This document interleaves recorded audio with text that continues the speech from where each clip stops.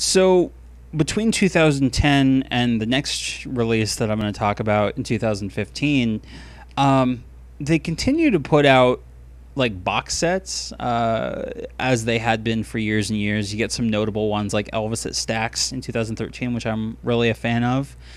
You get the Prince from Another Planet box set, which was a set about the Madison Square Garden shows in 1972. You get both of the concerts, and then there's a DVD of video shot by a fan in the audience, synchronized up with the audience. Very high quality, considering that it's fan shot footage. Turned out really well. You can find those on the official Elvis channel. I think it's the Graceland official channel. They own the rights to that, so they've got it up there. But they held off on remix and reworking type projects after Viva Elvis kind of didn't do what they thought it was going to, until 2015, and then they kind of got a pitch from, I guess, a couple producers that worked with. They were producers and arrangers that worked with the Royal Philharmonic Orchestra out of the UK, and they had this idea to pair Elvis's vocals and some of his original instrumentation, not all of it, but some of it, with the Royal Philharmonic Orchestra. And the result of that was If I Can Dream with the Royal Philharmonic Orchestra. Now this is I actually, like, I can see I have the vinyl version. I do also have, same with that one, same as with Viva Elvis, I have a CD copy as well. As I understand, the UK version had a very different album artwork, but I actually really like it. It's kind of classy. It shows Elvis in a much different light in the studio. And the first time I heard anything off this release was they put out, I think it was Burning Love was the first one, because it's the first track off the album.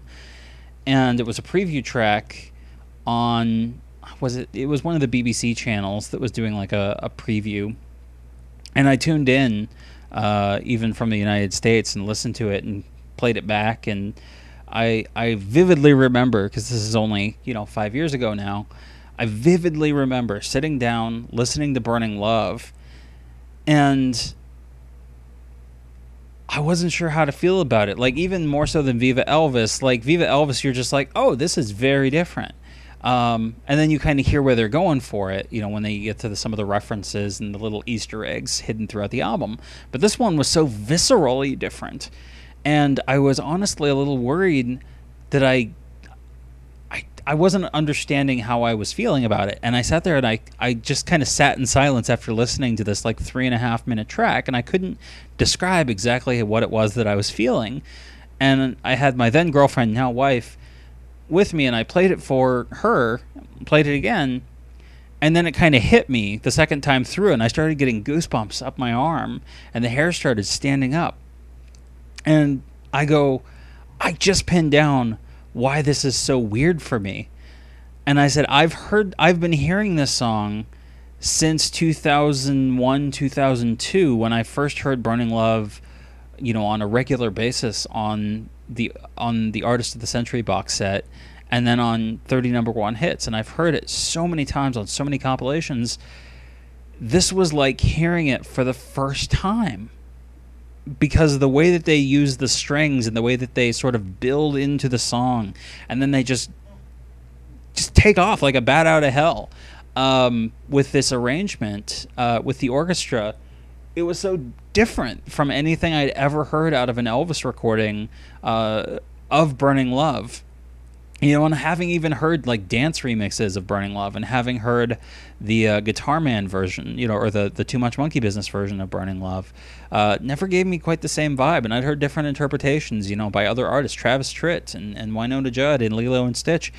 And this was the first time where it was like I was hearing Burning Love for the first time. Like it was like I was hearing a new Elvis song for the first time, even though I wasn't. But it was just a very weird, and it's not something that I think anybody else could experience. It was a very personal experience, and that's going to always taint how I feel about this album. But I really like it, and part of it too is that I'm a sucker for string sections. I'm a sucker for orchestral music, particularly video game scores, film scores, but also traditional classical music as well. And this one's got a really interesting track list because, yeah, they do some of the obligatory hits. You do get, It's Now or Never. You do get Burning Love. You do get Love Me Tender, Can't Help Falling in Love. But then you get a weird one like And the Grass Won't Pay No Mind by Neil Diamond, which, might I remind you, was on Back in Memphis from 1969, an album that, if you go back up on the playlist, like, that's like one of my favorite Elvis albums of all time. And nobody knows that song at all. And yet they bothered to pull in this really deep cut Elvis track. And same with There's Always Me from the early 60s. That's not a song that most Elvis fans would be familiar with, or most casual or non-fans would be familiar with. Most Elvis fans would be familiar with it. And even like some of the live tracks where they've stripped off the instrumentation from the original recording, and they leave in occasionally, like, you'll leave in James Burton, or they'll leave in Ronnie Tutt on drums, or, just depending on which recording and what parts they want to keep and what parts they want to replace. It just varies. But you get something like Steamroller Blues, which is a song that I've never really liked all that much, partly because the 70s arrangement of it, Elvis went for this very heavy on the brass section. I've jokingly called I think it's, whether that's the tuba or whatever, but it sounds like orchestral farts. I mean, it just is really obnoxious to listen to. And up until this album, had never gotten into the groove and understood. Like, I'd heard James Taylor's version. I like James Taylor's version just fine, but I never quite understood Elvis's version of it until I heard it on this, and I was like, oh, he's really grooving with it. Because that's the other thing too on this, they don't really change on this album. The sequel we'll talk about in a bit, but on this one they don't really change too much of his vocals. Occasionally on stuff like You've Lost That Lovin' Feelin', they'll drop out some of his comments. He'll make a joke, like I'm trying to remember what the joke was that he makes on You've Lost That Lovin' Feelin'. Oh, the suit, wasn't too tight, or something like. If the suit wasn't too tight, he sings, and they cut that, and it's just interesting too because your brain has heard these, my brain's heard these songs so many times, so I expect to hear these little comments, and it sort of gives you something resembling a studio version of some of these songs that we never had before.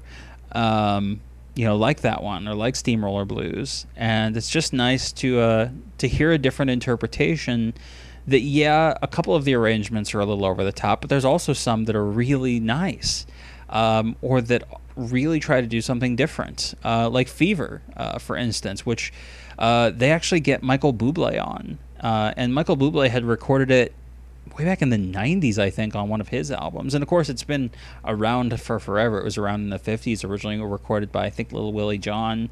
Of course, Peggy Lee is maybe the most famous.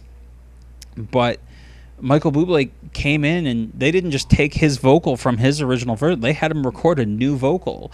And there's footage of him in the studio, singing it for this new arrangement. And it gives real vibes of like a James Bond theme or something like that, like just these swelling strings, that are mysterious and again sexy. I really enjoyed this release, and a lot of these tracks have actually made my regular rotation now, to where I'll still listen to this version of Fever or Steamroller Blues. And yeah, it's blasphemy to say, I honestly prefer the version of Steamroller Blues on this than any of the versions that he ever actually recorded during his lifetime, because the arrangement is just pretty dated in the original. And yeah, that's blasphemy, but I mean, it's personal taste, so it is what it is. An American Trilogy is another one. And obviously, of course, the end track is If I Can Dream, because it is called If I Can Dream. And honestly, the version of If I Can Dream that's on here is just sort of okay. It's actually one of the weaker tracks on this album. But yeah, it just blew my mind that they went for deep cuts alongside some of the sort of obligatory hits that you would expect to hear on something like this, it's worth checking out. If somehow you've managed to avoid this in the last 5 years, and yeah, even if you're not the biggest fan of remixes and reworkings, there's a couple tracks across these Royal Philharmonic Orchestra releases that are not too bad. But we'll talk about the sequel, or sequels rather, in a moment.